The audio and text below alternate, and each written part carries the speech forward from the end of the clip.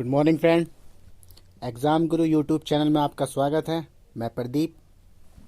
आज की वीडियो हमारी संवैधानिक संस्थाएं कॉन्स्टिट्यूशनल बॉडीज़ की होगी, जिसमें हम कॉन्स्टिट्यूशनल बॉडीज़, संवैधानिक संस्थाएं और संवैधानिक संस्थाएं स्टैट्यूटरी बॉडी, इनके बारे में हम डिस्कस करेंगे। ठीक है फ्रेंड, चलिए। तो सबसे पहला हमारा होता है संवैधानिक संस्थाएं। संवैधानिक संस्थाएं या कॉन्स्टिट्यूशनल बॉडीज़, ये क्या होती हैं? तो फ्रेंड, जिन संस्थाओं का उल्लेख संविधान में किया गया है, अर्थात जो हमारा कॉन्स्टिट्यूशन है, संविधान है, उसके अंदर जिनका डिटेल होती है, उल्लेख किया जाता है, उन्हें हम कहते हैं संवैधानिक संस्थाएं, कॉन्स्टिट्यूशनल बॉडीज़। ठीक है, इससे रिलेटेड मैं थोड़ी सी चीज़ बताता हूँ आपको। पता हो, हमारा संविधान जो है वो विश्व का सबसे बड़ा लिखित संविधान है, सबसे बड़ा। ठीक है, दूसरी बात, हमारा संविधान जो था वो बनने का जो समय लगा, इसमें 2 साल 2 ईयर 11 मंथ 11 महीने 18 दिन। ठीक है, 2 साल 11 महीने 18 दिन, इतना टाइम लगा था हमारे संविधान को पूरा बनने में। ठीक है फ्रेंड, अगली डिटेल इसकी दे तो, जो हमारा संविधान है, इसके अंतर्गत हमारा जो संविधान है फ्रेंड, इसके अंतर्गत जो कंप्लीट बन करके तैयार हो गया था वो आपका 26 नवंबर 1949। ठीक है, 26 नवंबर 1949 में बन करके ये हमारा संविधान तैयार हो गया था। ठीक है, परंतु इसको अगर पूछा जाए लागू कब किया गया था, तो कम्प्लीटली इसको जो लागू किया गया था 26 जनवरी 1950। ठीक, अब इससे आपसे पूछा जाए कि जो हमारा संविधान है उसके अंतर्गत इनके रचयिता, लिखने वाले या संविधान को बनाने वाले किन्हें कहा जाता है? तो हमारा संविधान बनाने के लिए प्रारूप समिति का संगठन भी किया गया था। ठीक है, और जो जिसके अध्यक्ष थे डॉक्टर भीमराव अंबेडकर। ठीक है, डॉक्टर भीमराव अंबेडकर, ये हमारे संविधान के रचयिता कहलाते हैं। ठीक है फ्रेंड, चलिए आगे अब डिटेल लेते हैं कुछ। देखिए, क्या था मैंने बताया, संवैधानिक संस्थाएं कॉन्स्टिट्यूशनल बॉडीज़ क्या है? जिन संस्थाओं का उल्लेख संविधान में किया गया है वो आपकी कॉन्स्टिट्यूशनल बॉडीज़ कहलाती हैं। अगला सेकंड पॉइंट क्या है? वह संस्था जो संवैधानिक संस्थाएं कहलाती हैं। ठीक है, कौन सी? जिनका उल्लेख संविधान में किया गया है। ठीक, आगे हम बात करें, इसके एग्जाम्पल अभी हम आगे पढ़ेंगे। संवैधानिक संस्थाएं स्टैट्यूटरी बॉडीज कौन सी होती हैं? जिन संस्थाओं को संसद के द्वारा पारित करके विधेयक के तहत गठित किया गया हो वह संवैधानिक संस्थाएं कहलाती हैं। यानी जिनकी विधि तैयार किया गया हो, जिनको विधेयक पारित करा गया हो, अर्थात कुछ ऐसे भी हमारे संविधान के अंतर्गत संशोधन होता है, जैसे आपको पता होगा कुछ ऐसे नियम, कानून, प्रावधान होते हैं जिनको सरकार संसद के अंतर्गत बना लेती है पास करा के। ठीक है, अभी हम डिटेल लेते हैं। अगला क्या है? भारतीय संविधान के अनुच्छेद 323 ए, ठीक है, रिपीट कर रहा हूँ, 323 ए में उल्लेखित है कि संसद विधि द्वारा ट्रायल का प्रावधान करती है। इसका आशय है कि संसद या केंद्र सरकार विधि बनाने की कोई संवैधानिक बाध्यता नहीं होती, अर्थात जरूरी नहीं उन्हें बनाना होता है, परंतु ये है कि संसद, ठीक है, संसद आपको पता हो संसद का मतलब क्या होता है। संसद में आपके 2 आ जाते हैं, लोअर लोकसभा और राज्यसभा। ठीक है, इन दोनों का आपका जो मेल होता है, इन दोनों को मिला करके हमारी संसद तैयार होती है। ठीक है, इसके अंदर आपका क्या होता है, संसद के अंदर जो भी नियम कानून होते हैं बनते हैं, उसके बाद फिर उनको पारित कराया जाता है। ठीक है, चलिए फ्रेंड आगे आते हैं। अगर हम आगे पढ़ें, गैर संवैधानिक संस्थाएं, नॉन कॉन्स्टिट्यूशनल बॉडीज क्या होती है?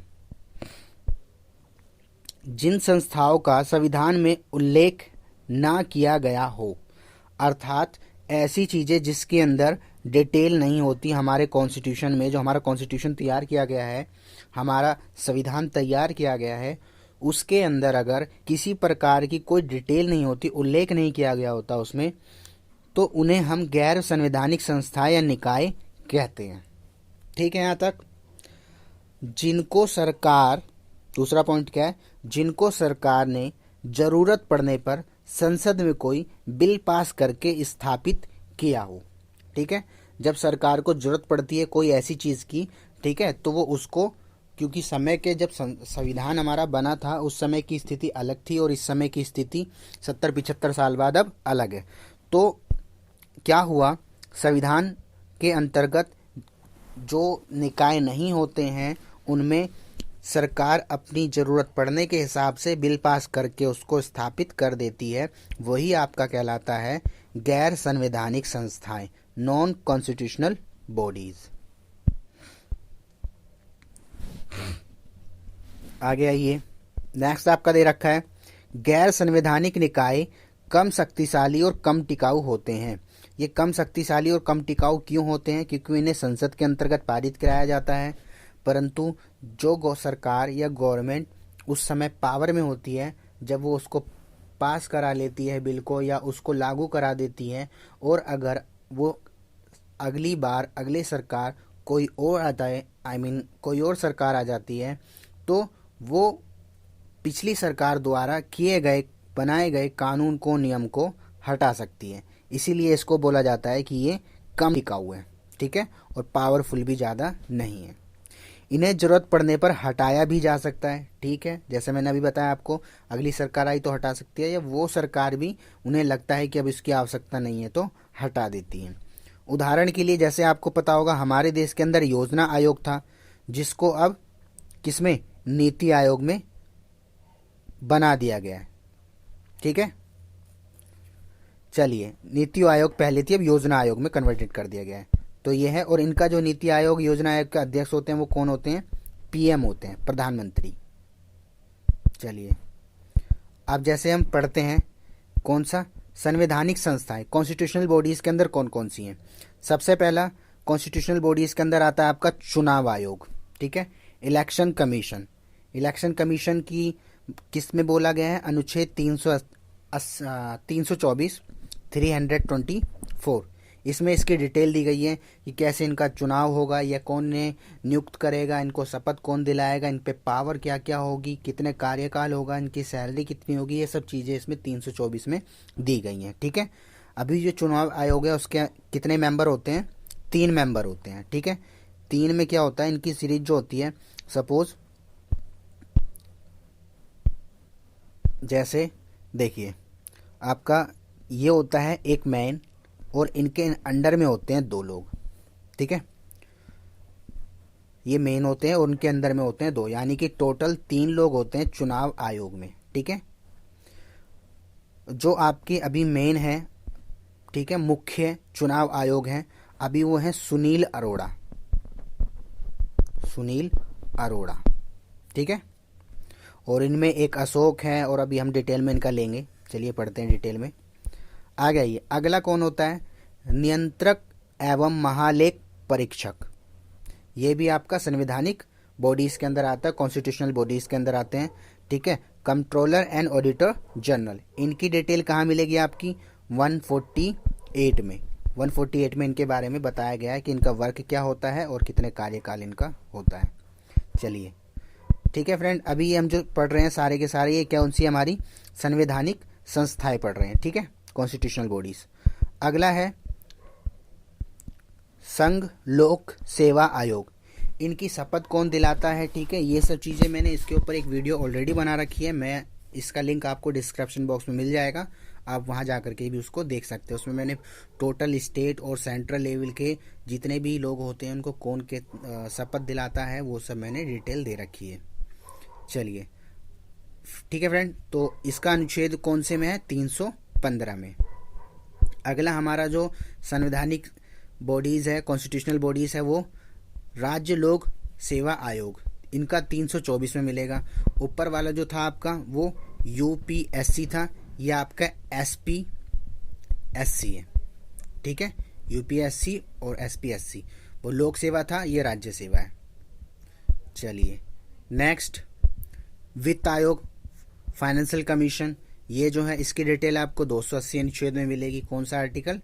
280। ठीक है, फाइनेंस कमीशन। चलिए नेक्स्ट आपका है 6 नंबर पे महान्यायवादी, अटॉर्नी ऑफ जनरल, आर्टिकल 76।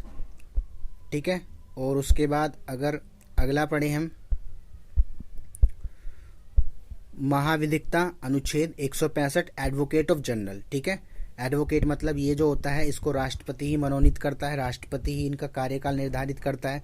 मतलब आप कह सकते हो कि ये जो होते हैं ये एक दोनों एक तरीके से समझ लो हमारे प्रेसिडेंट के अंडर में होते हैं।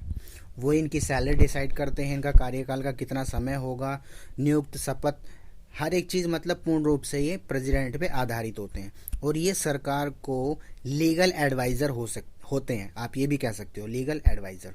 ठीक है, आगे अगला है आपका 8वां, राष्ट्रीय अनुसूचित जाति आयोग 328, नेशनल कमीशन फॉर एससी। ठीक है, एक एससी होता है और नेक्स्ट आपका होता है एसटी, यानी कि राष्ट्रीय अनुसूचित जनजाति आयोग, आर्टिकल 338 का, national commission for scheduled tribes, ST, और वो था आपका एससी। ठीक है, ये भी आपका कॉन्स्टिट्यूशनल बॉडीज के अंतर्गत आते हैं। और अगला है आपका 10वां, भाषाई अल्पसंख्यक के विशेष अधिकार, अनुच्छेद 350 के, exclusive right for linguistic minorities. ठीक है, ये आपके अल्पसंख्यक के जो विशेष अधिकार होते हैं इसका 350 के में यानी 350 ए में बताया गया है। और ये भी आपका कौन सी बॉडी है? कॉन्स्टिट्यूशनल बॉडीज हैं। ठीक है, चलिए अब हम लेते हैं इनकी थोड़ी डिटेल। जैसे हमने पढ़ा था पहला चुनाव आयोग, इलेक्शन कमीशन।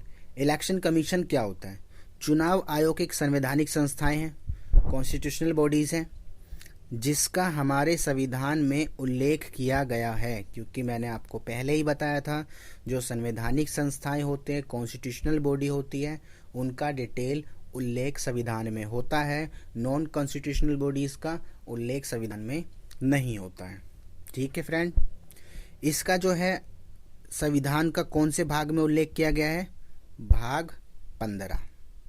ठीक है, और अनुच्छेद 324, चुनाव आयोग का उल्लेख अनुच्छेद 324 में किया गया है।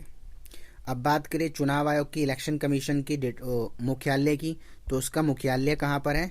हेडक्वार्टर हमारा नई दिल्ली में है। ये बना कब था? भारत के अंदर इसको बनाया गया था 25 जनवरी 1950। ठीक है, और आपको मैं एक क्वेश्चन और बता दूं जो मोस्टली आता रहता है, जभी से 25 जनवरी को मतदाता दिवस के रूप में मनाया जाता है। ठीक है फ्रेंड, 25 जनवरी क्या मनाया जाता है? मतदाता दिवस के रूप में। अच्छा देखिए नीचे लिखा है, प्रत्येक वर्ष 25 जनवरी को मतदाता दिवस मनाया जाता है, क्योंकि इसी दिन हमारा इलेक्शन कमीशन तैयार हुआ था। ठीक है, अब बात करते हैं चुनाव आयोग के। चुनाव आयोग के जो प्रथम अध्यक्ष थे, कौन थे प्रथम अध्यक्ष? वो आपके देखिए ये थे। ठीक है, इनका नाम क्या था? सुकुमार सेन। 1950 से लेकर के 1958, यानी कि ये 8 साल के लिए मनोनीत किए गए थे, 8 साल के लिए इन्हें नियुक्त किया गया था।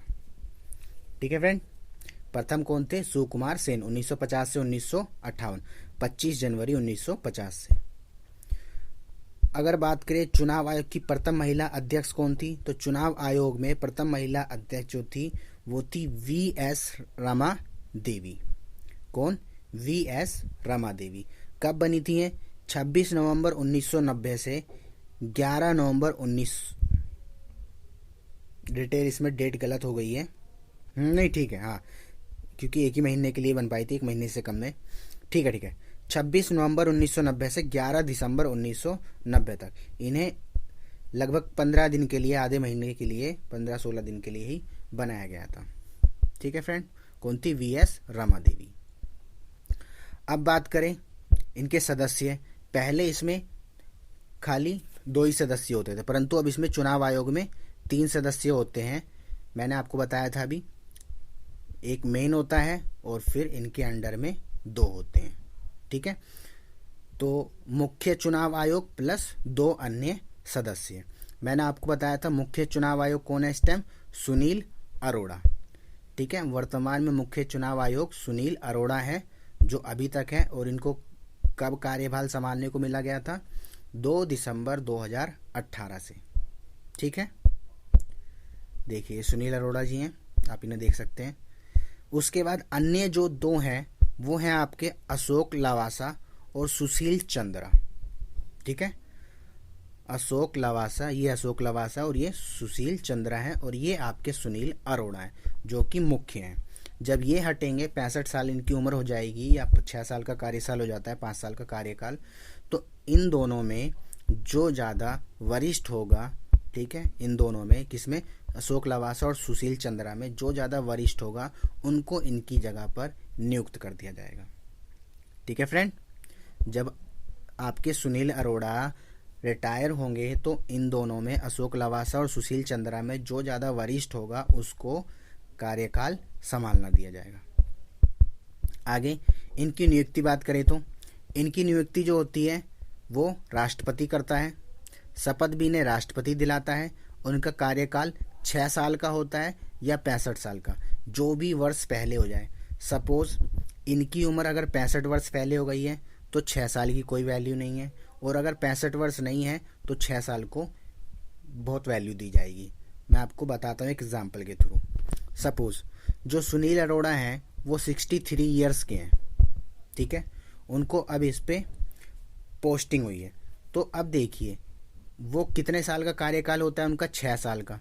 पर अगर इन्हें 6 साल काम करने को दिया जाता है तो आपका हो जाती है टोटल उम्र 69।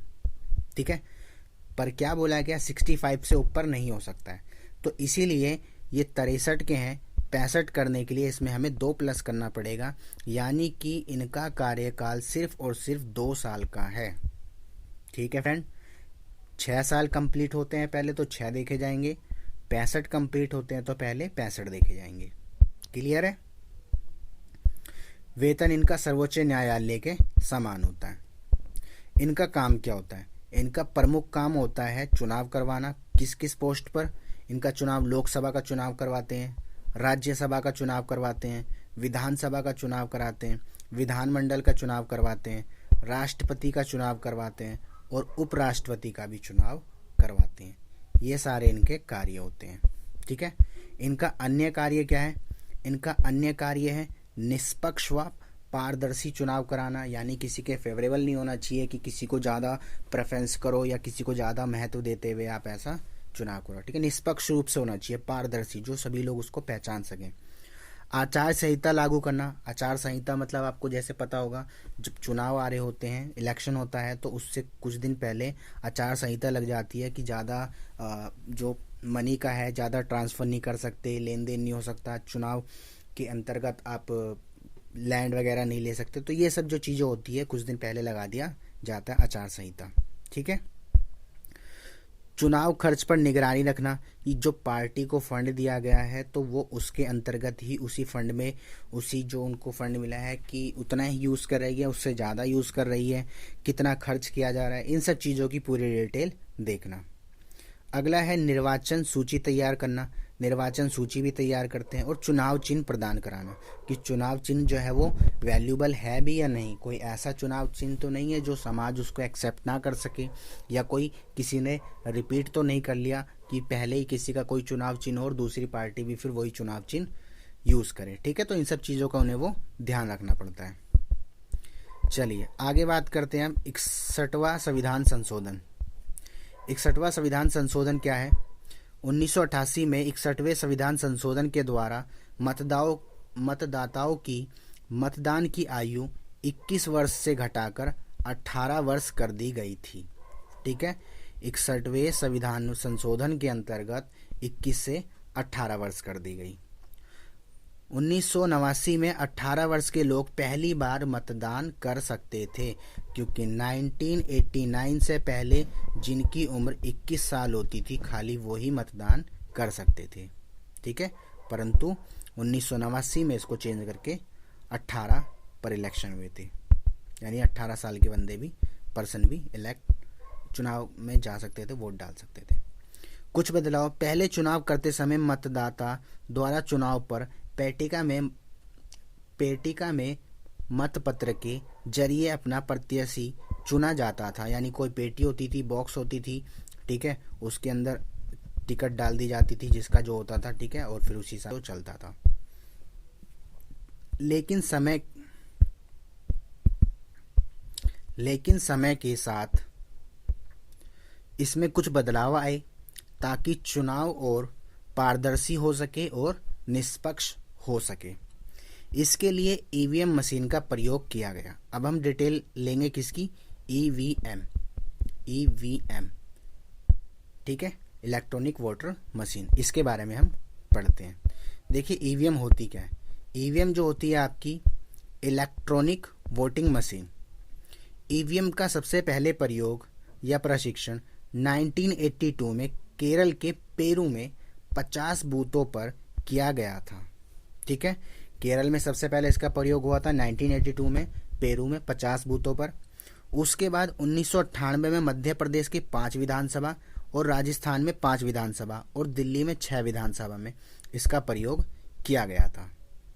ठीक है, अगर आपसे पूछा जाए सबसे पहले कहाँ हुआ था, सबसे पहले केरल में हुआ था, परंतु ओनली 50 बूथों पर। परंतु अगर आपसे पूछा जाए कि विधानसभा के लिए कब प्रयोग हुआ, तो विधानसभा के लिए ये 2 स्टेट में हुआ था, मध्य प्रदेश में और राजस्थान में, और 6 विधानसभा में दिल्ली में। ठीक है, पर अगर आपसे पूछा जाए संपूर्ण रूप से कब हुआ, तो संपूर्ण रूप से कब और कहाँ वो हुआ था? गोवा में। ठीक है, संपूर्ण रूप से ईवीएम का प्रयोग 1999 में गोवा में किया गया था।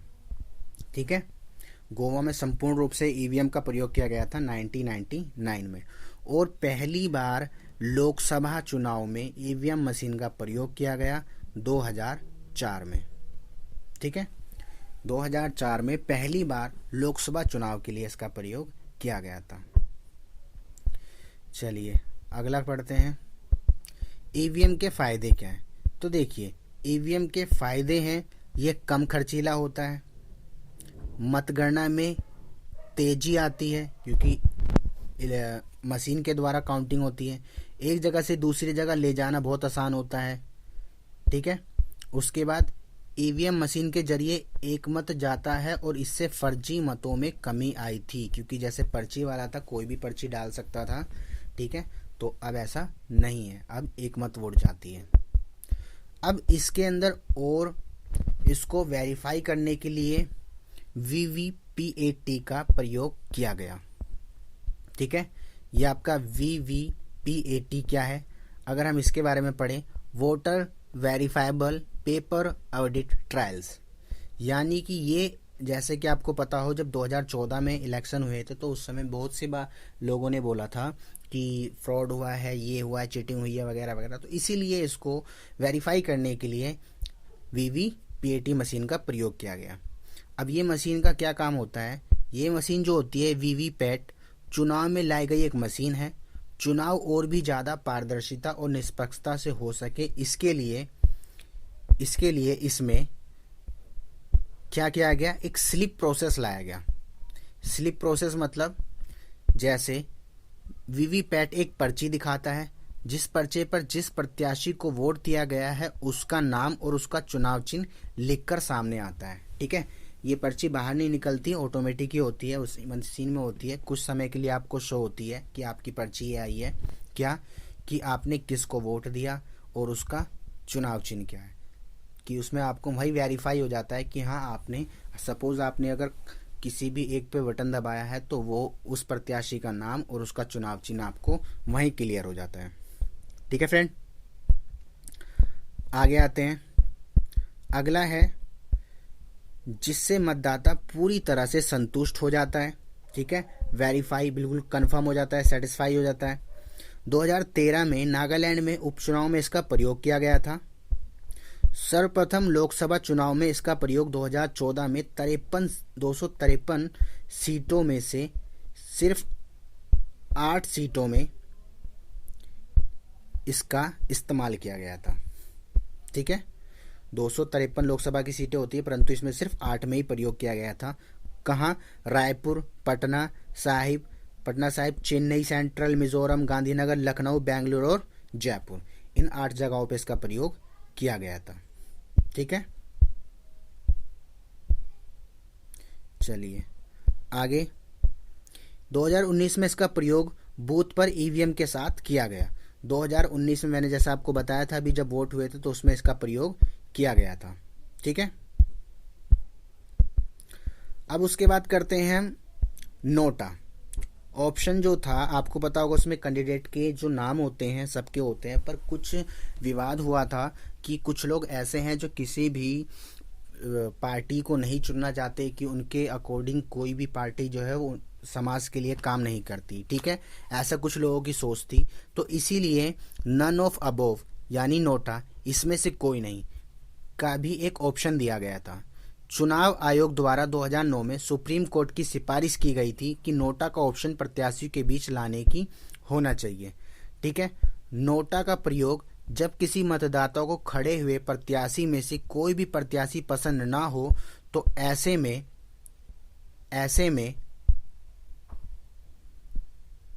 एक मतदाता अपना वोट नोटा पर डाल सकता है। इसका तात्पर्य यह होगा कि वो किसी भी प्रत्याशी को पसंद नहीं करता है, इसलिए वो इस बटन को प्रयोग में ला रहा है। ठीक है, तो ये था। चलिए अगला आता है। अगला दे रखा है आपका, क्योंकि वोट देना एक नागरिक का कानूनी अधिकार है और उन्हें वोट देना ही चाहिए। ऐसे में अगर मतदाता कोई भी कैंडिडेट को पसंद नहीं करता है तो वह इसके लिए चुनाव आयोग के द्वारा नोटा जैसे ऑप्शन को प्रयोग कर सकता है। ठीक है, तो नोटा का प्रयोग किस लिए किया गया था? क्योंकि जो एक मतदाता होता है उसका वोट देने का अधिकार है, तो वो अगर किसी भी प्रत्याशी को नहीं पसंद करता है, उसके अकॉर्डिंग कोई भी प्रत्याशी कार्य नहीं कर रहा है समाज के लिए या उसको नहीं फेवरेबल लगता है, तो वो क्या कर सकता है, उसके लिए वोट ही देने नहीं जाते थे, जिससे क्या होता था, पता नहीं लगता था कि एक्यूरेसी कितनी है। इसीलिए पता करने के लिए सुप्रीम कोर्ट के आदेश पर नोटा का ऑप्शन भी प्रयोग में लाया जाता है। ठीक है फ्रेंड, आगे नोटा का प्रयोग यदि 50% से अधिक होता है तो इसमें चुनाव दोबारा कराए जाते हैं। नोटा को प्रत्याशी के साथ ऑप्शन में तो रखा गया है, लेकिन लगभग इसका प्रयोग नाम मात्र का ही होता है, क्योंकि बहुत ही कम लोग होते हैं जो नोटा का बटन दबाते हैं। ठीक है, चलिए अगला है, नोटा का प्रयोग भारत में सर्वप्रथम 2009 में किया गया था। सर्वप्रथम छत्तीसगढ़ में किया गया था। ठीक है, छत्तीसगढ़ से मैं आपको डिटेल दे दूं। छत्तीसगढ़ जो था वो 2000 में बना था। ठीक है, आंध्र प्रदेश से अलग होकर के। 2013 में नोटा का प्रयोग 4 विधानसभा के क्षेत्र में किया गया था, मिजोरम, छत्तीसगढ़, राजस्थान, मध्य प्रदेश, और राष्ट्रीय राजधानी दिल्ली में इसकी शुरुआत हुई थी। ठीक है फ्रेंड, 2014 से नोटा पूरे देश में लागू हो गया। ठीक, तो आपका ये आज हमने संवैधानिक कॉन्स्टिट्यूशनल बॉडीज और स्टैट्यूटरी बॉडीज के बारे में हमने डिस्कस करा। आई होप आपको ये वीडियो पसंद आई होगी, आपको समझ में आई होगी। अब आपको क्या करना है, इसको शेयर करना है, लाइक करना है, और जो नए यूज़र्स है वो सब्सक्राइब करें। और आपको बताना है कि जो हमारे इलेक्शन कमिश्नर हैं, ठीक है, चीफ इलेक्शन कमिश्नर, वो कौन है, यानी मुख्य चुनाव आयोग कौन है। आपको इसमें कमेंट बॉक्स में इसका आंसर देना है। मुख्य चुनाव आयोग, क्वेश्चन को ध्यान से सुनो, मुख्य चुनाव आयोग कौन है, ठीक है। आप कमेंट बॉक्स में आंसर लिखना, फिर मैं आपको बताऊंगा आपका आंसर सही है या गलत है। चलिए मिलेंगे फिर अगली वीडियो में।